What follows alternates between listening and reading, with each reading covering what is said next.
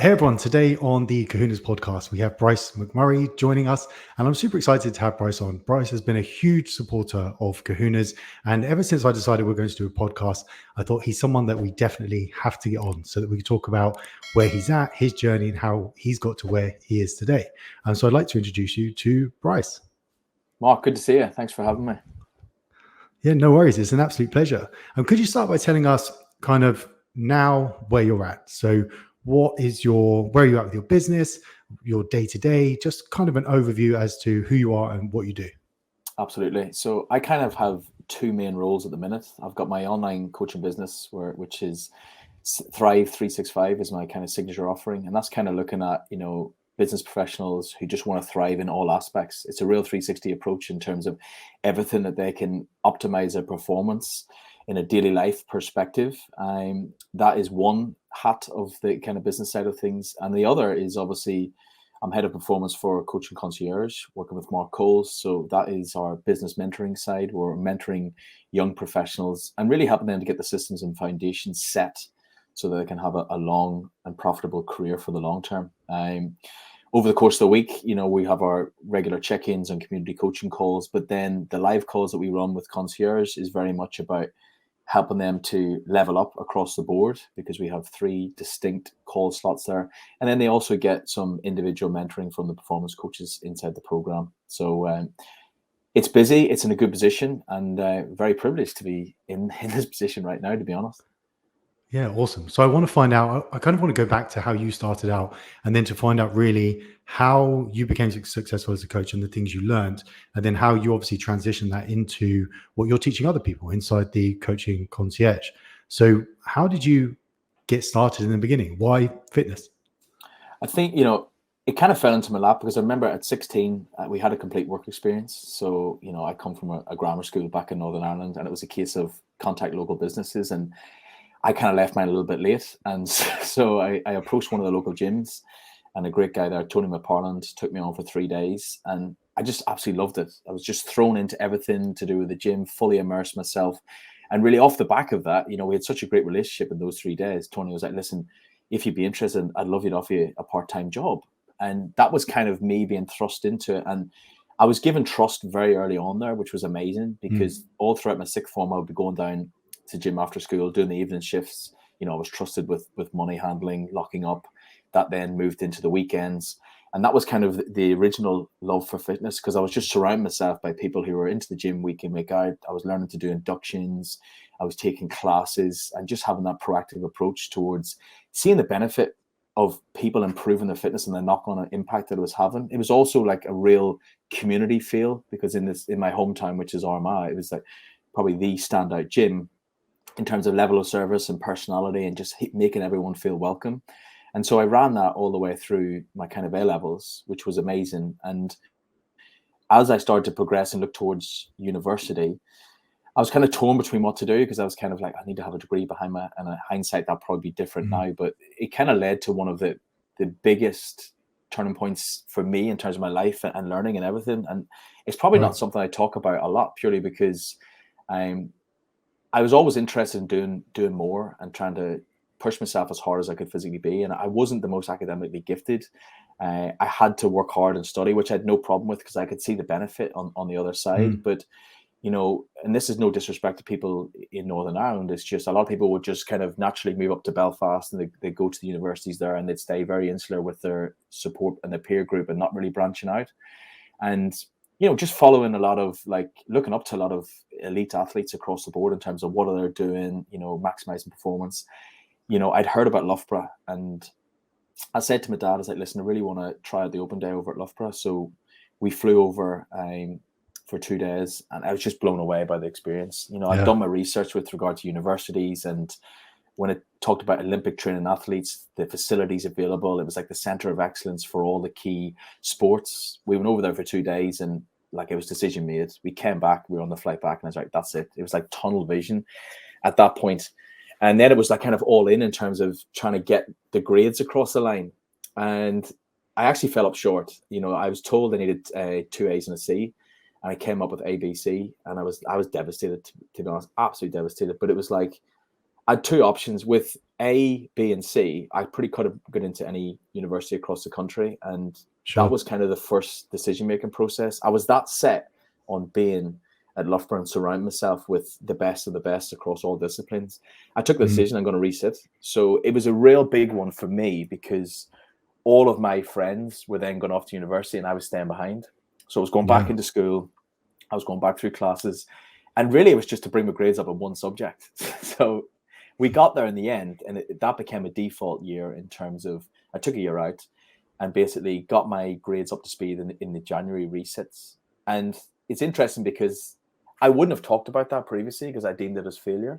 But I guess, you know, as you get older and you learn that was a kind of real turning point in terms of, no, when you're setting what you want and you'll do whatever it takes. And if it means going back and accepting the fact that you're going to have to put a stint in from a study point of view, and then give me the opportunity as well just to be working in the gym with a more hands-on approach in that year out. And I just immersed myself in getting as many coaching badges as possible with all the disciplines across the board, which then enabled me to get over to Loughborough the following year, which was amazing. So I did a sports science degree, and I've had like a real roundabout story, but I did a sports science degree, got to the end of my degree, and again, being around the people at Loughborough and the athletes, and I mean, it was crazy because you'd have the England rugby team, Johnny Wilkinson was there, and it was just, nobody batted an eyelid.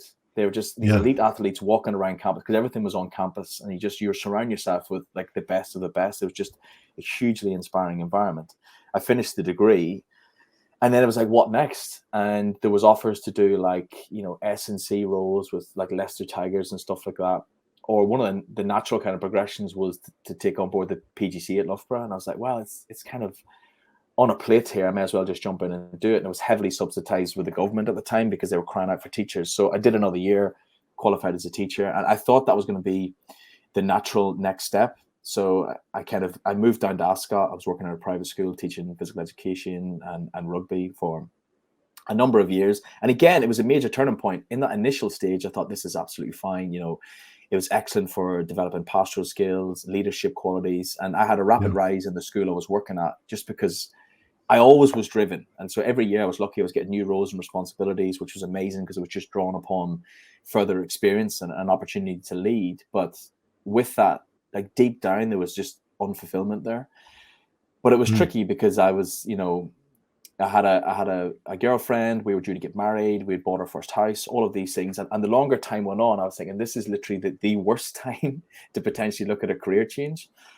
But it was one of those ones where I was deeply unfulfilled. I was uninspired. The environment I was in just wasn't ticking the boxes for me. I had conversations with my parents about fitness. It was like every time I talk about career change, I was being pulled back to like all of those years. Because even when I was at university, when I came home during the holidays, I'll be working in the gym.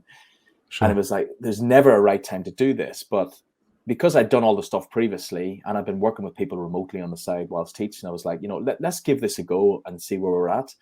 And I was able to manage, it was a busy couple of years because basically I was training clients then in the mornings, going in, teaching a full day of school, training clients in the evening. And I wanted to give myself a good run at it to make sure that, is this actually feasible to manage the transition?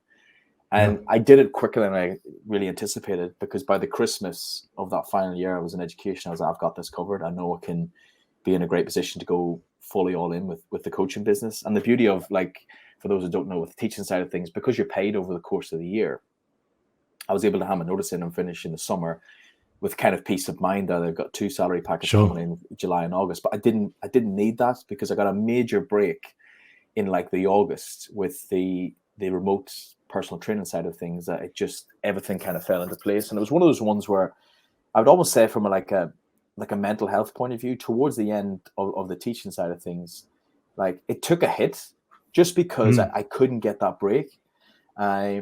But then when I made the decision to go all in with the coaching side of things, it was done. The shackles were off, away we went, and things just went from strength to strength. So I then had the flexibility and freedom to dictate the hours I wanted to work. I got access and fell into, you know, a fantastic, highly affluent crowd around the Ascot, Sunningdale, Virginia Water area. I started to do some work with Kevin Peterson, the cricketer, and then I was working with Nick Compton and a few others. And I just kind of, it steamrolled and started to build traction, momentum. And like my biggest thing was word of mouth and referrals. So in that early stage, I wasn't even doing anything on the marketing side. I had my regular social media post just as a kind of platform and as a presence. But then that kind of snowballed, and I got myself up to a position where I was effectively full. And then, of course, naturally, like, I was never one to rest on my laurels. It's like, well, what's next? I want to keep progressing. I want to keep developing. I had my first online coaching client basically came about via default because I was working with a cricketer, and he was basically relocating. And this was back in the early days. Thankfully, I got in at a good time before COVID and all of that. But it was very much a case of, listen, I'm moving away to a different part of England. How would you feel about managing me in an online capacity? I was like, of course, I'd love to do it. So that's where I kind of cut my teeth in terms of the early systems with managing people remotely. And then suddenly it added another string to the bow in the business from a different revenue stream in terms of, wow, this is amazing. There's a great opportunity here, because it just suddenly expanded your reach. And I guess throughout all the years of university, I used to go out and work in America for the whole summer, because like university in many ways, it's a bit of a jolly up. You get like 4 months off. So I was like, this is a farce. So I would go out and immerse myself in America for the whole of the summer. I was actually working up on a camp in Maine. But again, from a networking point of view, it just presented this incredible opportunity where I then had friends and colleagues literally littered all over the globe, because we would come together for those 4 months, whether it was America, Australia, New Zealand, all over Europe.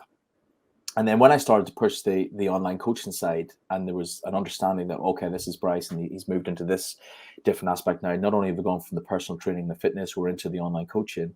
I had a few of those guys reach out. So then I started to build the base. I got clients in like Dallas, got clients in Texas. Then obviously some of the clients who reached out from Australia. I was like, this genuinely has blew my mind, because your ability to expand and hit people, all with a common purpose in terms of like transforming them. And it was mainly people who I'd worked with over the years who had just, like, standards had slipped.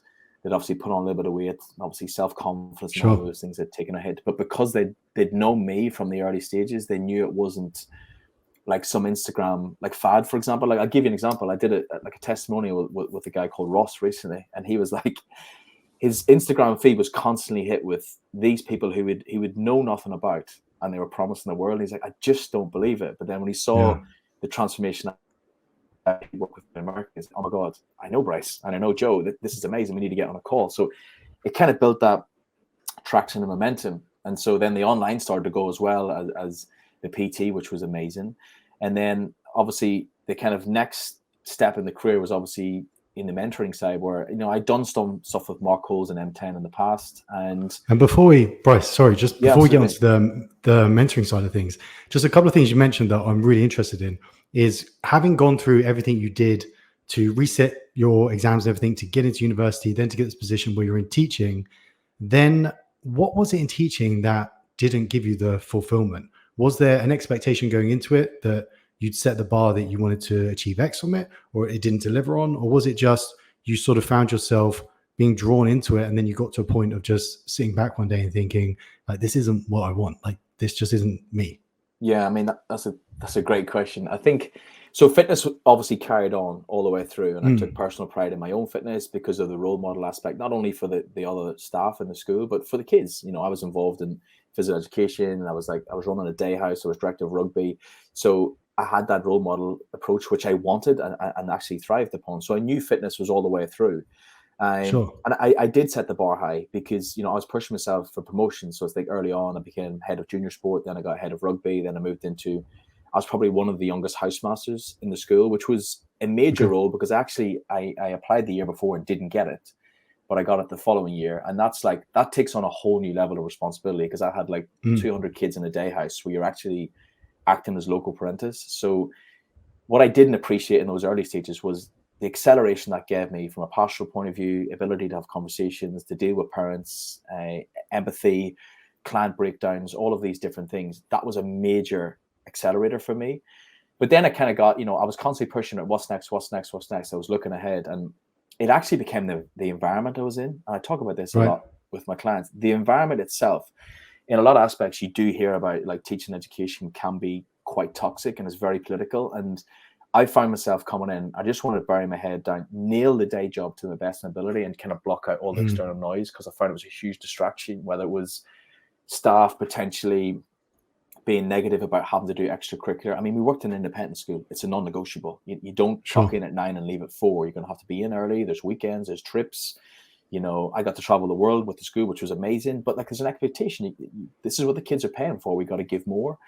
And I just found it hard being around by people who were constantly dragging their own standards down. It was negative, and I was looking for that next step that I couldn't quite get. But because I constantly had that pull back to fitness, I was like, I need to look at things differently. So like, I did have some, conversation with my wife, my parents. I have a really tight core support network of friends. And they were like, listen, there is a great opportunity here.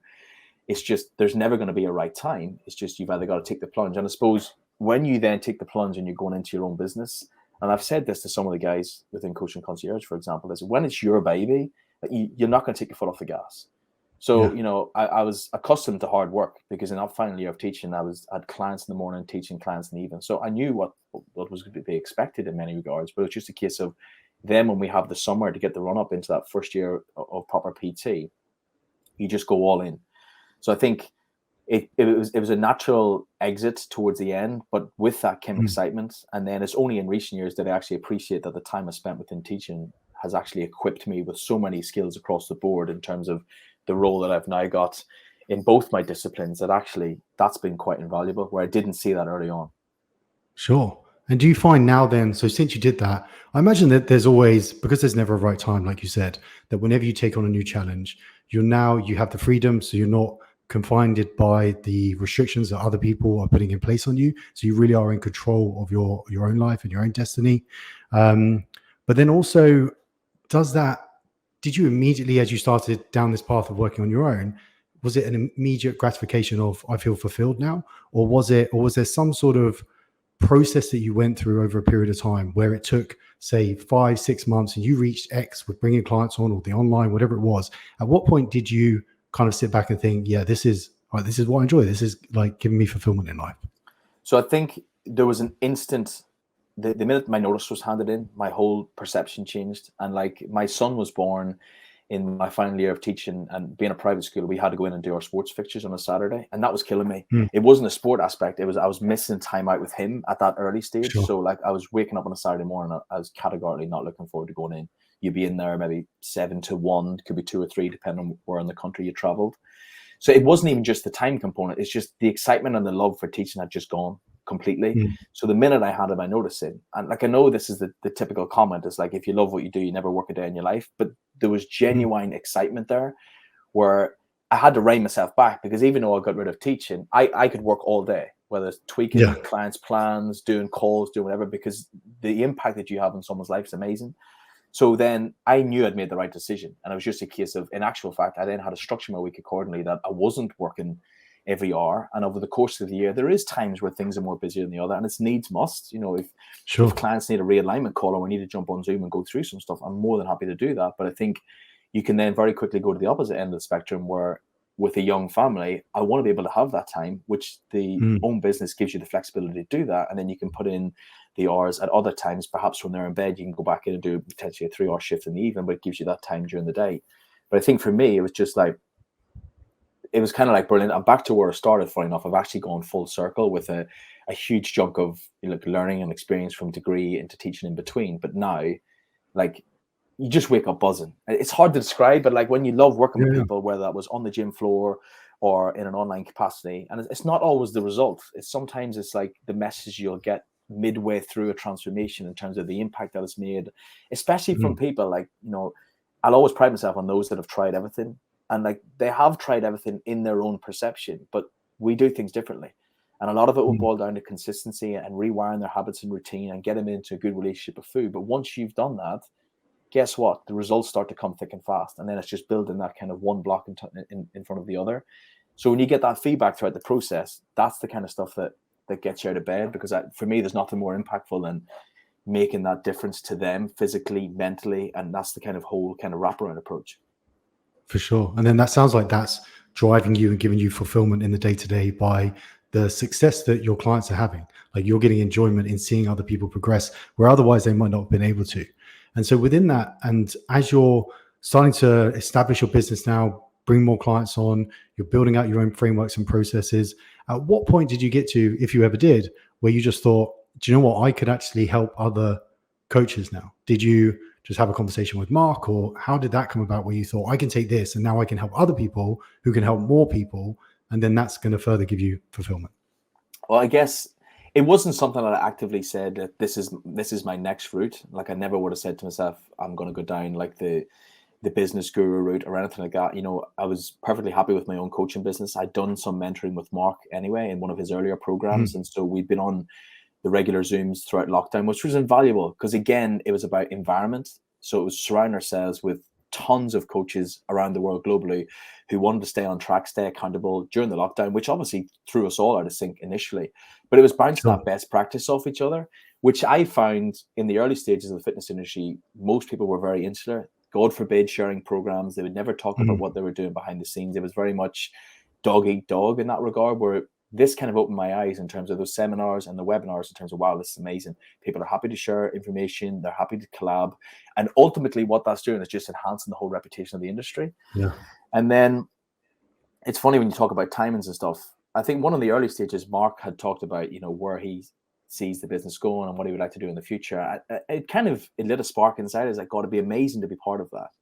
But then nothing was talked about there afterwards, and we just carried on with what we were doing anyway. And then, you know, out of the blue, I think my wife was pregnant with my second son, and I got a message in the August, and it was like, listen, I got a voice note from Mark, said, listen, have you got 5 minutes before tonight's call? I'd love to jump on a Zoom and talk through an opportunity with you. And like instantly the hairs in the back of your neck stand up. It's like, this is Mark here. So we jumped on, we had a Zoom, and we spent a lot of time. It's just weird because like when you have someone who's like morals and values are so closely aligned, and he had seen that in me, and I probably hadn't realized it myself. But then once we started having conversations in a one-to-one capacity, it's like, this is crazy. It was like accelerated the friendship, but also the working relationship very quickly to the point where I was like, I feel as if I've known him for years. And he was like, you know, I'd love you to come on board to assist with my Elite Business Mastermind. So that was a low-level mentoring capacity with the guys who were meeting up in London once a month. And then we had Zoom calls over the course of the week. And then it was a case of, you know, I want to enhance the level of service. And that's the beauty of Mark, you know, that everything with M10, he never rests on his laurels. It's always right. What can I do next to enhance the level of service? How can I provide more? What can I do for those kind of clients across the board? And so we introduced another call, which I ran, which gave everybody in the business mastermind an additional touch point. We revamped how they did their check-ins, the level of support that was provided. And I kind of went through the last 2 cycles of the Elite Business Mastermind as his kind of performance coach. And then obviously with the natural progression, we kind of moved into coaching concierge, which are now we've got build and scale. And so that's kind of how things have kind of worked its way through. But the beauty of that as well is like, you know, even though that's a phenomenal role and with it carries an inherent level of responsibility, Mark knows that my passion is with coaching, so he never wants me to relinquish that. And so it's almost a dream scenario because I'm able to maintain both. Because if you told me right now, like it's like I'll give you X financially, but I need to get rid of all your clients, like that's not going to sit. So the ability to manage both right now over the course of the week for me, it's like amazing because I feel I've landed on my feet in many regards. Yeah, that's really cool because you can see the passion in it when you're talking about it and your love for coaching and what you do with people, which is incredible. And then being able to apply that to something that then helps other people to do the same thing is a win-win situation almost, which is brilliant. So with Mark, at the moment, what types of people are you talking to? So when coaches come into either the coaching concierge or some of the masterminds, what level are people at before they make a decision that like, oh, I think I need some help here to, whether it's restructuring or put processes in place? Generally, what sort of level of people are coming in? So I think we actually have a real broad range. I'm going to be honest. Like we have a lot of coaches that come in and they're new to the career, but they haven't established their brand and trying to get things organized. So they're not clear on their voice, who they're talking to, which is huge because they get tangled up very quickly and just firing content out or perhaps looking at what other coaches they follow are doing and thinking that this is the mold they should be adopting and copying as such. And so they get very stuck very quickly because they're not clear on where they're going. And then we also have coaches on the other end who have incredible potential, but have just either got a little bit stuck with the direction and where they're going, and they just kind of need that realignment. So our whole emphasis with CC Build in particular is the systems and foundations initially, and that will start with like the branding, their voice, the signature offer, things like that. So they're clear on who they're talking to. And really, like, I think every business course around the world will make reference to avatar, but unless they're clear on who they want to target, who they want to work with, what are their pain points and struggles, then in terms of the social media content strategy, that's going to be skewed because there's going to be random content that's going out. And unfortunately, falling foul of potentially, oh, I've seen so-and-so do that workout or launch that promotion, and I'm going to do the same this week with no clear understanding of the context that's behind it. So that's kind of a big aspect. But again, where I feel as if I kind of stand out in that regard is because of the password experience from the teaching side of things. Like a lot of it is just getting to know the coaches on their level and understanding and listening to where they're currently at, because they will have their own personal struggles, which is blocking them and affecting them from a business perspective. So our ability to jump on a one-to-one call and offer that realignment is absolutely key, because then you can sit back, listen, and then from experience, you can say, I've been there before, I've done this, and then you can navigate that kind of plan of attack to help get them out of it. And then suddenly you just see the difference in them because they break through, and then suddenly there's this rapid acceleration because they were actually blocking themselves. And that's kind of where the personal development side of things kicks into play.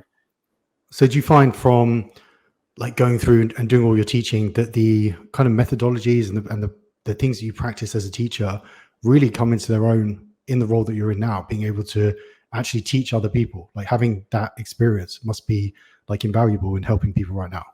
Yeah, it's that really educator role, because not only am I running live Zooms in front of a large audience, you got to be in a position where you can stand up and speak clearly and confidently.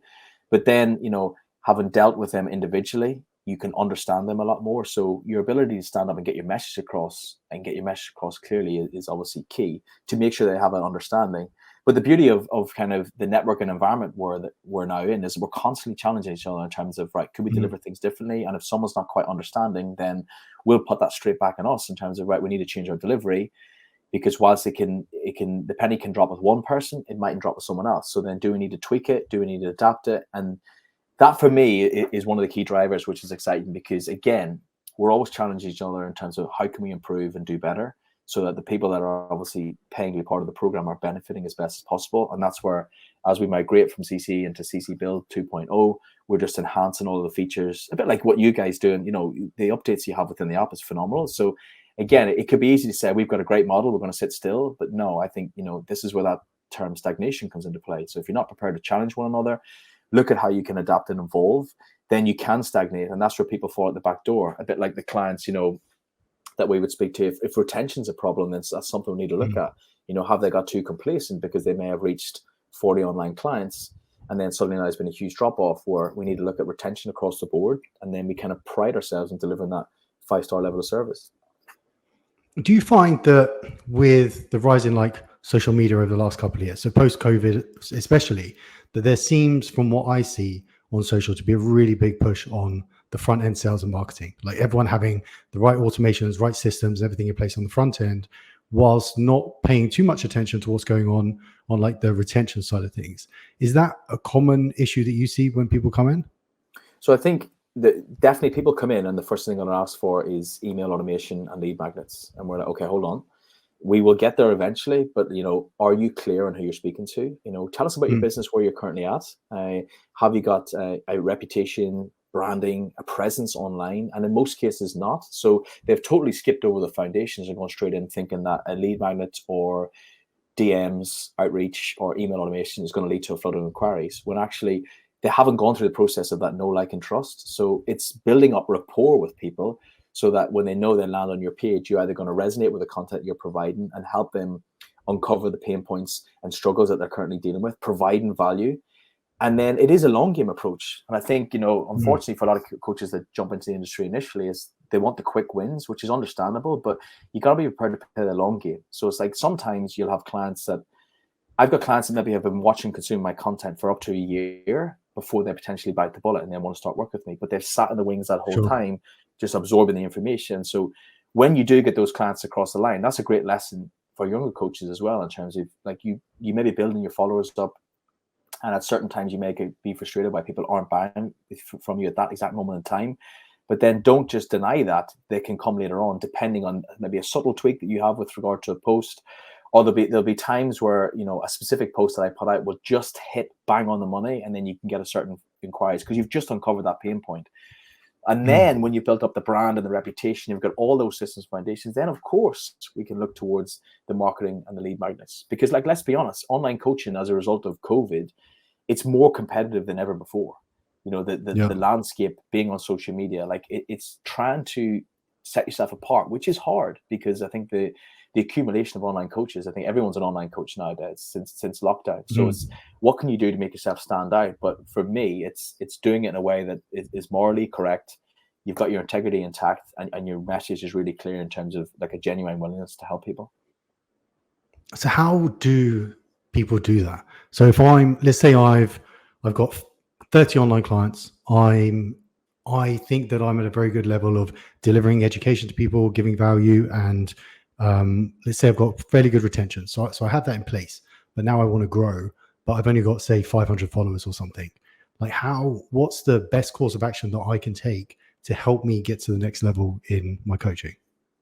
Well, I mean, first of all, if you're sitting around 30 clients, you're in a great place. And we would assess, we'd take a full overview in terms of what you're actually delivering. And in terms of our expectations of a 5-star coaching checklist, it's very detailed across the board, because we want you to be able to justify a good price point, but you're delivering that 5-star. And in some cases, to be able to deliver that 5-star across the board and charge accordingly, you're not going to have 100 clients. So there will be people that come in that potentially have a higher client threshold. But when we actually break down where they're currently at, we're like, do you know what? You probably could be delivering things a little bit better or a little bit more personal.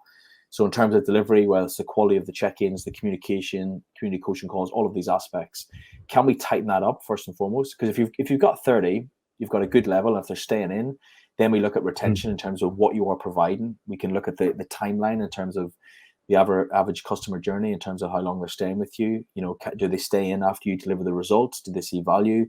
Are you almost generating that position where that you're a must-have to them, rather than just paying up to a program to get an end result? Or do they see you in terms of, right, I need Mark or Bryce in my corner throughout the duration here to keep me accountable, to keep me on track? And as long as they can see the phased aspects over the course of the year, because I think it's very easy to jump in and say, 8-week program, we're going to get you peeled, we're going to run the gauntlet here with regard to calories and output, and then fantastic, off you go. And I think, one of the downfalls in the industry in general is people aren't managed effectively when they get to end goal. And it's very much a case of, let's push to absolutely bury someone for the sake of the transformation result, and then say goodbye, wash your hands, they're paid, I've got the photograph. It's the social proof point of view. Whereas I would say, if we looked at a 3-phase block, you could run your 8-week blitz, but then potentially put an extra month at the end in terms of reversing them and bringing them back out in a safer position. Because from a reputation point of view, I don't want a reputation of burying someone, getting a result, and then them having to come back with me maybe 6 months later and they put 3 stone on because it just rebounded so badly. So I think when you're future pacing people and showing them the journey in terms of, right, these are the various phases we're going to go through, then we're going to stabilize. We may sit at maintenance. If you want to put a little bit of tissue on, we may go into a build phase, then we can stabilize. Once they see that in like a roadmap point of view, it helps the parent. Oh, fantastic. So I can see where Bryce is going to take me throughout the journey. That the retention point of view, because they know you're already looking beyond the result. And then from a social media point of view, it's just like looking at the quality of your content. And again, a lot of it boils down to, like, even one of the guys you're speaking to today, it's like, oh, I've been putting stuff out which I think would actually work really well versus what his clients want. And sometimes literally speaking to your clients in terms of, if I was to produce one video this week that would massively help you moving forwards, what would it be on? And you could generate a list 10, 15 points long, and there's your next month's worth of content. Because all of those topics are going to cross over. Or even, as we're saying to younger coaches, that is like the problems that are cropping up in your check-ins on a weekly basis, document a video on that, do a presentation, do a mini series, add that to education portal. Because if one of your clients is struggling with that now, you can guarantee that someone else will have that same problem or bottleneck later on down the line or in the next week or so. So reduce the time of you having to repeat yourself 10 times over by having that portal available. And again, that's enhancing that 5-star levels of service. So once you tighten up your message, your retention's good, level of service is high, and you're adding as much value as possible, then you're in a position where you can kind of push on and then look to go to that next level. Yeah, I think that's so valuable. I've got friends within the industry that when they've asked me, like, hey, can you have a look at my social media? And I can see that they've created their content for them.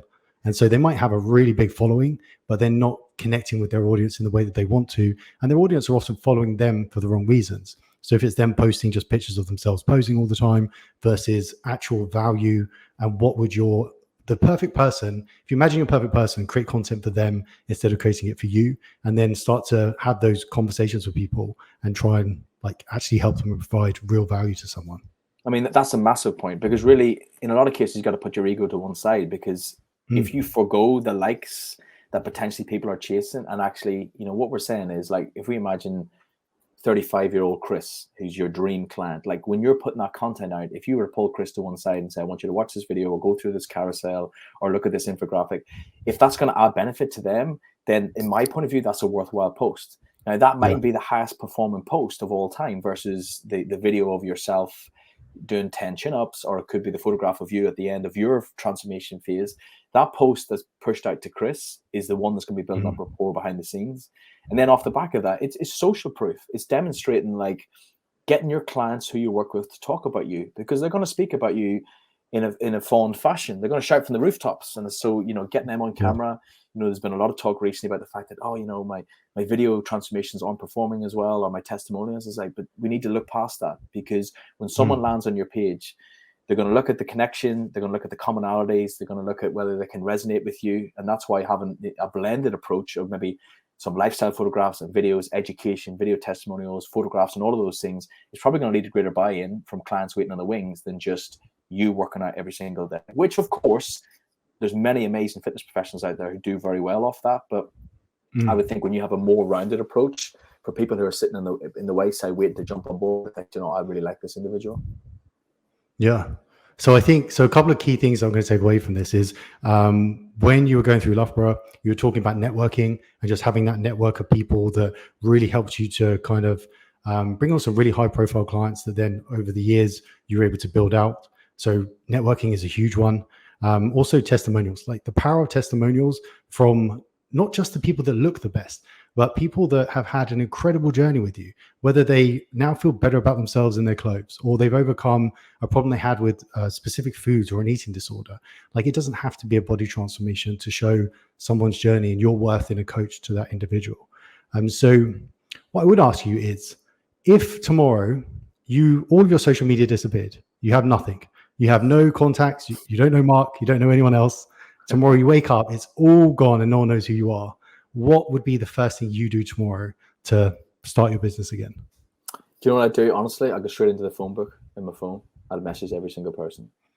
We heard about this recently in Coaching Concierge Live in Dubai, and one of the guest speakers referenced it, and everybody in the room had never thought about it. And you have a full contact list in your phone. You probably have an email database there, which you haven't touched. And when I originally created mine, I was like, I had 3 or 4 email addresses, so I pulled that all together. I would start an Instagram page fresh. I'd do it all again.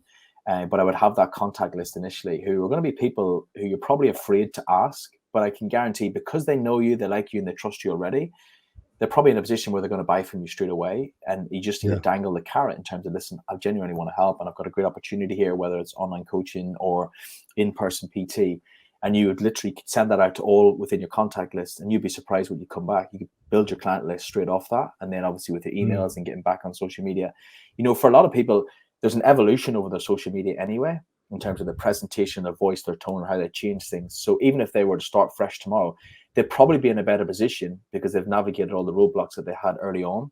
And so it's going to resonate quicker and be more direct in terms of who they want to target. And then as long as you can kind of forego the actual numbers from a following point of view, because actually it's, believe it or not, it is much better to have a smaller audience with highly engaging than have 50,000 or whatever. So that's definitely something to think at. But also one thing I just want to say, you picked up on, like when you made reference to Loughborough and networking, I think it's as you get older and a little bit more mature, like you're prepared to be more vulnerable. And I think that's the key thing there. It's the recognition of, right, I potentially got to my ceiling and I'm going to have to seek expert help from someone above me to take me to the next level. I would say probably for a number of years, I was stuck at trying to admit that. Because I can navigate this myself. I can work this out myself. But like since that, it's then you're prepared to go into different networks.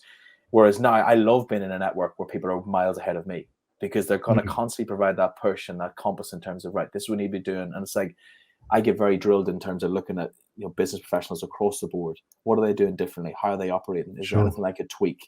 And I think that awareness and appreciation aligned with vulnerability means you're prepared to pay for and accept help, but as a means of bringing you and your business to the next level, which needs to be done.